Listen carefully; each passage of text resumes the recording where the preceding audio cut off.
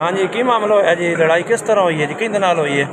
ਜੋਗੀਆਂ ਨਾਲ ਹੋਈ ਹੈ ਜੀ ਆਪਸ ਵਿੱਚ ਹੀ। ਉਸ ਤੋਂ ਬਾਅਦ ਦੋ ਬੰਦੇ ਸਾਡੇ ਗਏ ਨੇ ਜਨਾਜ਼ੇ ਤੇ ਮਹਿਮਦਾਬਾਦ 6 ਵਜੇ ਜਨਾਜ਼ਾ कौन फौत होया? ਬਣਿਆ ਮੇਰਾ ਜੀ ਅਸ਼ਰਫ। अच्छा, ये लड़ाई किंदे नाल हुई? ਜੋਗੀਆਂ ਨਾਲ ਹੀ।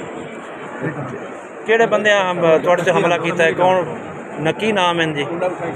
ਮਾਜਿਦ ਆਬਿਦ ਅਰਸ਼ਦ। ਅੱਛਾ, ਇਹ ਚੌਥਾ ਬੰਦਾ ਜਿਹੜਾ ਹੈ ਉਹਨੇ ਨਕਾਬ ਕੀਤਾ ਹੋਇਆ ਉਹਦਾ ਨਹੀਂ ਪਤਾ।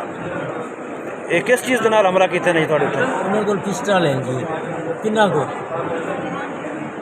ਅੱਛਾ, ਤੇ ਤੁਹਾਨੂੰ ਕਿਤਨੇ ਫਾਇਰ ਲੱਗੇ ਜੀ? ਉਹਨੂੰ ਬ੍ਰੈਸਟ ਮਾਰਿਆ ਨਹੀਂ ਜੀ, ਮੇਰੇ ਪੈਰਾਂ 'ਚ ਬੰਦਾ ਡਿੱਗਿਆ ਜਿਸ ਵੇਲੇ ਨੂੰ। ਮੈਨੂੰ ਕੋਈ ਪਤਾ ਨਹੀਂ ਮੈਨੂੰ ਕੀ ਕਿੰਨਾ ਕੁ ਲੱਗਾ, ਥੋੜਾ ਲੱਗਾ ਜ਼ਿਆਦਾ ਲੱਗਾ। ਬਾਕੀ ਇਹ ਮੈਨੂੰ ਸੋਟੀ ਲੱਗੀ ਹੈ। ਠੀਕ ਹੈ। ਤੇ ਸਿਰੇ 'ਚ ਕਿਸ ਲੱਗੀ? ਸਿਰ 'ਚ ਹੀ ਕੋਈ ਪਤਾ ਨਹੀਂ ਲੱਗਦਾ ਵੀ ਕੀ ਬਣਾ ਲਾ। ਅੱਛਾ। ਇਹ ਸਭ